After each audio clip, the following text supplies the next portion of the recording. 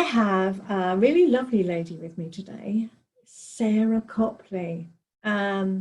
She's a mental health and well-being consultant, and there's so much about Sara. She's got she had a very interesting life. She does so many things. She's so well qualified and helps lots of people. But I'm going to pass over to Sara so she can introduce herself. She'll do it so much better than I can. Thank you. Hello, I'm Sara Copley. You'll tell in a few minutes I have a funny accent. I'm Irish, but went to live in America as a teenager and then moved back to Europe, and we've been sort of all over Europe and then Southeast Asia and now back to England again. What else can I say about myself? So I am a psychologist, a coach, a teacher, a mother. I've got 2 lovely kids, a wife, a daughter, a bit of a nomad. I love to travel around, and my absolute passion is mental health. And one of the big things I work with at the moment is helping people to befriend themselves. I think becoming your own best friend, having a strong relationship with yourself is one of your strongest assets. Yeah, I love that, because I often say to my clients, be your own best friend. Because if you, especially when they're questioning themselves, they might say, well, I don't know whether that's right, or if I'm doing the right, thinking the right thing. Well, what would you say to your best friend if they... Exactly. Yeah. And they say, well, I would say X, Y, and Z. I say, okay, be your own best friend. Because usually we know. Yeah, we do. We become... Usually we know. We are to ourselves, but yeah. Yeah, I think for I've had almost 20 years of experience sort of dealing with these things. I mean, personally as well as professionally. Mm-hmm. And I found kind of a combination of techniques with people works. First of all, I'd say is a lot of people don't know their own core values and strengths. They don't know what the difference is. They don't know what they are. They don't know how to access them. And I'd say, on top of those sort of things, what I teach a lot is mindful meditation as part of the process. I'm practicing self-compassion. I mean, compassion is courage and wisdom. And I think there are some things that we don't necessarily practice or know enough about. And then I say, finally, the thing that we tend to bring into practice is learning how to honor your own needs.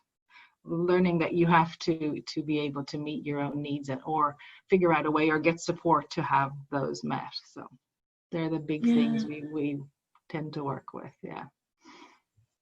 A mindful meditation. Yeah. I learned. I did a course on mindfulness several years ago, and I found it so interesting and so helpful. And I'm probably not to the level that you've done it, but I find it really is just. So for me, mindfulness is you could take it anywhere in your life. You can take it into the fact of accepting yourself as you are and being mindful how, I don't know, just about being. One of the things is about the food we eat, where it comes from, and being really mindful and honouring even the clothes we wear. Yeah, I mean, I'd say, what we say is honouring your lived experience. Yes. So mindfulness to me, I mean, I teach in a formal sort of 8-week mindfulness and compassion course, and the big thing for us is teaching the mindfulness with the compassion. So mindfulness is going to cultivate an awareness, if you like, of your habits and your patterns. It's the act of sitting down in a chair, closing your eyes if it's available to you, and just sort of focusing in on your in-breath and your out-breath and starting to notice what's going on. For me, as personally, when I started mindfulness, I realized that I was absolutely cracking my teeth nearly. I was, very tense in my face, my head, my shoulder. And I'd been told for years, you're grinding your teeth. You must be very stressed out. And I was like, no, I was a doer. I'm just going to get on with this. And I think it was through mindfulness, just the slowing down, the paying attention to my own experience, was when I became aware that I was my thoughts, my behaviors, my patterns, and how it was manifesting in my body. And then sort of the compassion, after you notice all those things, the compassion comes in, because you're like, okay, now what? So you're compassionate with yourself, as you would be with a friend, saying, well, this is really hard. You maybe need to look at this from a different angle. Maybe, the best you did today was X, Y, and Z. Okay, you didn't do the 52 things you said you were going to do, but this is how it is. And I think the actual practice of meditation, of making a relationship with yourself a priority. We're all talking about self-care. And to me, mindful meditation is one of the biggest ways that I look after myself. Yeah, I quite agree with you on that one, because it is about noticing everything, as you say, noticing our breath, noticing how we're breathing, noticing all that tension. A classic one for me more recently was a client. I don't do that woo-woo stuff. I don't do that. And I said, okay, just humor me for just 5 minutes. And so we just started with that, the breathing. And then we went through the bodies. I do a body scan as well, part of it. And it got to the point where she said to me, I just realized how much pain I have in my jaw. I can relate to that. The first time, and she'd been carrying this around with her for years. No, absolutely, yeah. The more she talked, the more her jaw relaxed. The pain disappeared, because she was getting it out. It was stuck inside her. And the more she did the mindfulness breathing, the mindfulness practice, etc., the more we talk, the less her jaw aches. And she can start a session with her jaw really hurting. And as we talk, and she tells me more of her story, she said, the pain's going. No, it is. It absolutely is. It is brilliant, because when I see clients, I'm absolutely conscious of the barriers we put up. I put them up for years. I don't want to be a Buddhist. I'm not looking for spiritual enlightenment. It takes too long. It's boring. I don't want to shut my eyes and sit there doing nothing. I absolutely get all of those things. And it was when I was living in Asia that it kind of all came to a head a little bit. I was like, okay, I can't ignore this anymore. I'm stressed out. I'm tense. I don't sleep properly. I'm cracking my teeth. Hello, my body had shouted at me long enough that it was time to sort of pay attention. And it was just, I had tried meditation with different groups, different teachers, and I needed guidance. I needed to be kind of talked through the steps that I was supposed to be sort of paying attention to, because it was just a case of I sat there and my head, if you can imagine things like flying, and it was just like, I felt worse after I sat down. And then I started to do it for 5 minutes, for 10 minutes. And I call it the buy-in. The buy-in for me was, I met this guy and he said to me, look, my mom told me years ago that you may be the only person you have at some points in your life. So if you were going on a journey with somebody for 80 plus years, you'd want to know them.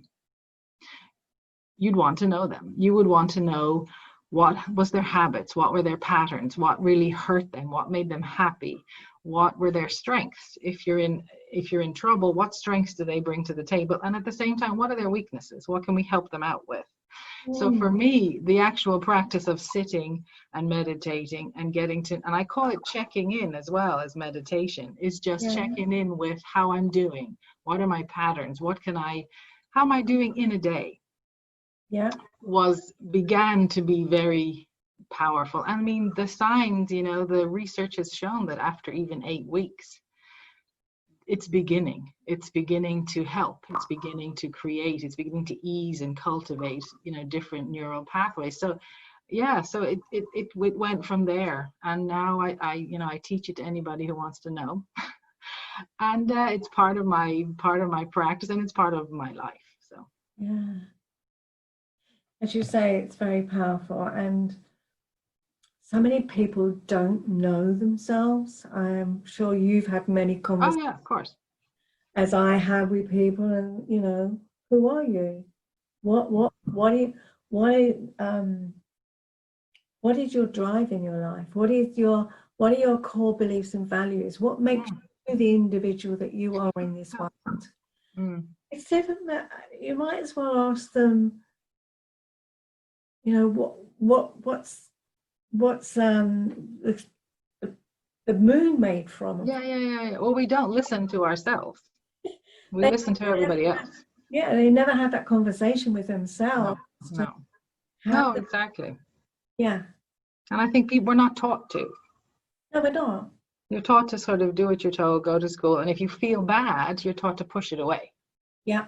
You're taught to distract yourself, think of something nice, no, this constant distraction, but your body keeps it, your body, holds it. So you can push it away as much as you like, and then we have all sorts of problems with addictions and disorders, and because you're pushing it away. Whereas, I often say to people, it's the story that you're holding. So something hurt you, okay, it hurt you. If you had sat with it and been with it, this really hurts. This person hurt me, and this is what I'm feeling, as opposed to, no, I'm going to go out. I'm going to distract myself as much as possible. You then carry the story with you into the next situation, and it builds and builds, and then it becomes a habit. It becomes a pattern. It becomes a part of who you are. Whereas, and all of that, has come from the fact that we're not taught to sit and be uncomfortable.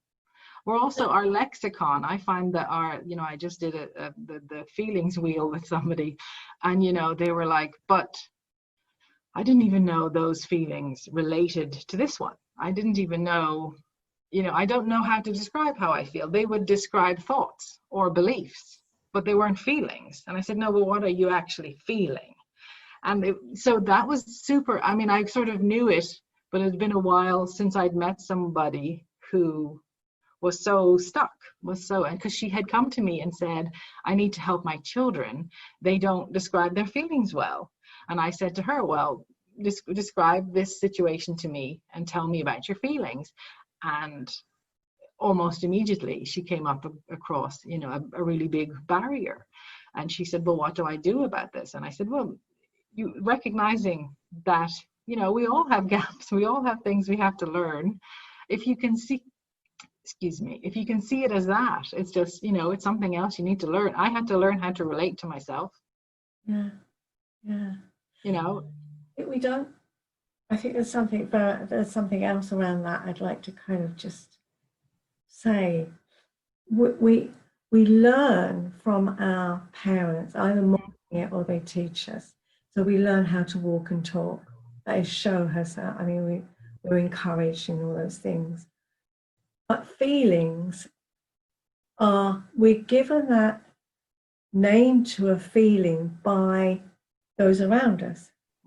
You fall over and hurt yourself, you will be given, and you cry. Oh, are you sad? Are you hurt? Are you annoyed? And that word will attach, and then you automatically think that is what our word is, that describes a feeling. But often you will get from that caregiver, or don't make such a fuss, just get up and get on with it.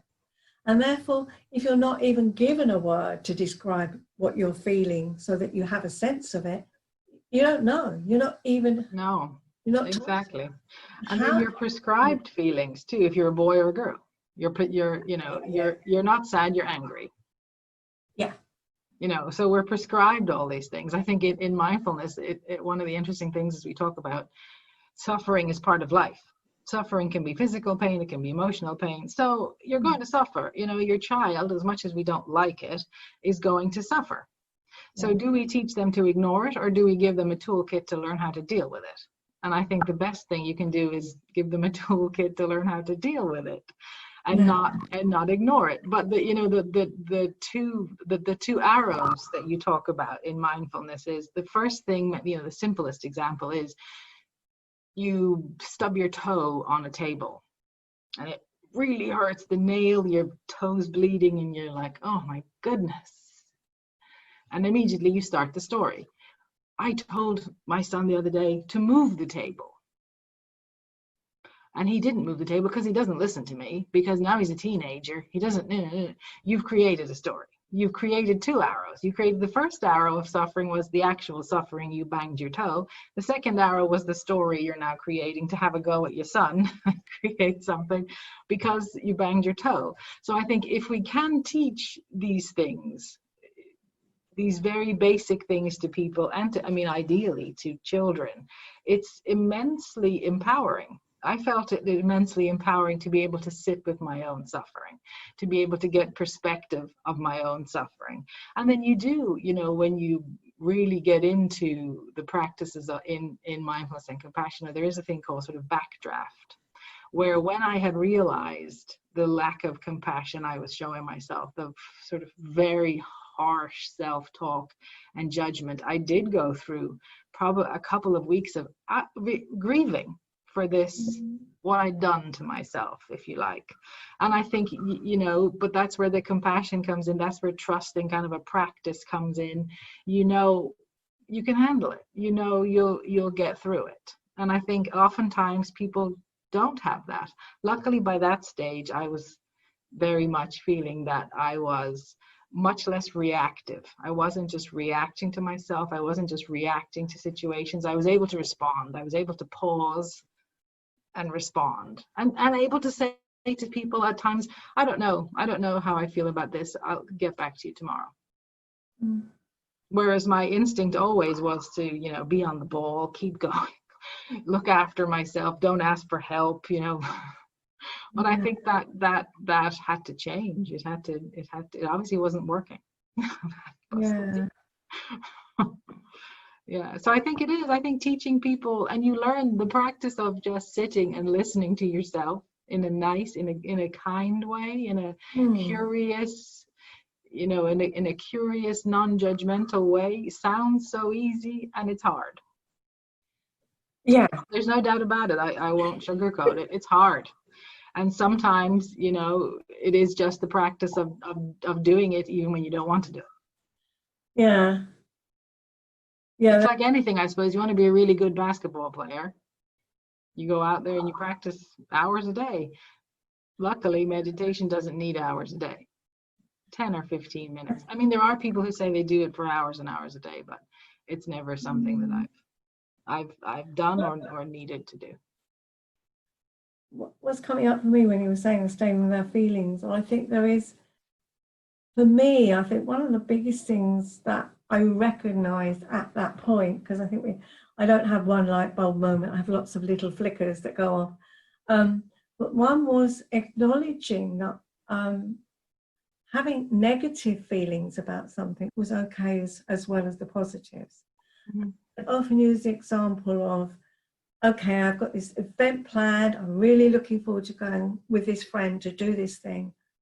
And the last minute she says, I'm sick, I can't do it. Mm-hmm. And we are taught not to feel that annoyance, anger, upset, whatever it is, that event has been, you can't go. We are told to be selfless and only empathize with the other person. Mm. So yeah, I'm really sorry, she's ill, she can't make it, and that's awful. But we don't allow, we're not allowed, or we're not, society doesn't allow us, we don't allow ourselves to say, that's really rubbish, and I was upset that absolutely. And that's where some of that compassion comes in for me, and saying, you know what, and I will say it now to a friend, if something like that happened, I'd say, I'm so disappointed that we can't, because that's my truth. Yeah, and it's valuing, and it's valuing your own experience. Yeah, and I hope you feel better, but I'm so disappointed that we can't do that, because that absolutely, it's really owning it, and I think that is part of the compassion. I think it also removes the story, so it removes this overpower. We are overpowered by negative emotions. Even when we're doing the wheel with this person, she was like, well, there's only, I don't know, 8 or something, or 10 positive emotions, and I said, okay, I mean, I didn't say anything because that's a valid, I felt like I was judging her if I sort of called her out on it. But when I took it, when I sat with it and thought about it, I thought, we expect that. We expect, you know, we're taught, well, find the positive all the time. Everything's positive all the time. And it isn't positive all the time. But that's what I think I've learned through 20 years of studying and all sorts of other things. But a lot of meditation, just that the experience of the day, your emotions are transient. Your thoughts are not facts. I can be very into one thing, like this is a disaster at 9:10, and by 9:30, if I've just sort of sat with it for a minute and it's gone. My brain has managed to sort of put it somewhere else and had a little bit more perspective. But if I add a big story to it, and you know, all of our habits and all of our patterns, it became for me overpowering. It became for me something that I couldn't manage in a day. You know, my body was just super tense and my heart rate was always high. And I think it is, you know, the power of being aware of what you're doing, because once you're aware of something, you can't ignore it anymore. You can try. And I think acknowledging our shadow side is another side of it, I think. Doesn't it? I can remember I really I was a people pleaser and didn't want to be myself, couldn't be myself because I didn't know who I was, because I was trying to be what I thought other people wanted me to be. And so to have that being me, warts and all, was really scary. Oh, absolutely. I had lunch with friends and I said, you know, it's great that you accept me and that, you know, I can be a bitch too and you're still sitting here with me. And we all burst out laughing, but it was, on occasions I can be a bitch. Of course, but that means I'm owning that part of me. And it's something really satisfying. I don't know, there's something really nice about the fact that you know that they know you can do that and you can say it out loud. You go, you can, and that's fine. I think there's a phrase people use that I used to also use before I sort of internalized it, but it's standing in your own truth. When you can do that, you're okay if you're the only one who sees it. If you're the only one who's like, no, this is right for me, I'm gonna do it. And I understand, you know, people will often say to me, yeah, but my husband and my mother and my kids and my job and I understand all of those things, but having an authenticity with yourself is an immense gift to give yourself and the people that you love, because they get the real you. They get the real deal. Yes, you're going to be a bitch sometimes. Yes, you're going to be this, that, and the other, or whatever it is for you. Or you're going to be very vulnerable sometimes, or you're going to be very over emotional sometimes. I get very over emotional about my children. I really have to implement all my skills and practices when it comes to my own children. But I know that about myself. I know that's my vulnerability. I know that's also my biggest strength, is sort of the amount of compassion, the amount of love I have for people is just what it is, and I accept it. And some days it runs away with me and some days it doesn't. I think that is it is like, it's lovely to be able to feel all of that, accept it, acknowledge it, own it. And be compassionate with ourselves. It's hard. I mean, I've really enjoyed talking to you today about this. It's been lovely. Thank you. I'm going to ask, what is the one thing that people could take away with themselves that they maybe put into action right this minute, or something they could do that? Okay. I suppose I would say the one thing, if you could practice today, is being as nice to yourself as you would be to your best friend or somebody very close to you. So whatever happens for you today, try not to do our usual, massive self-criticism and harsh words. Just try, even a little bit, one sentence, to talk to yourself like you would talk to your best friend. Oh, I think that's just lovely. Really like that, Sarah. So how can people get in touch with you? One simple way that listeners can get in touch with you, and, because obviously if they go on the website and see the show notes, or if they go on hearing on Spotify, all the details are in there. one way that people can find you easily? I mean, easily, I suppose, is just the Daily Meditation Lab, Sara Copley, or Sara Copley, the Daily Meditation Lab. There are other websites out there that use similar words, but oftentimes the Daily Meditation Lab with Sara Copley, you'll find me. Brilliant. Thank you so much. I've so enjoyed it. I hope the listeners have enjoyed it as much as I have. Thank you I so hope so too. Thank you so much. Thank you so much for having me. It was a pleasure.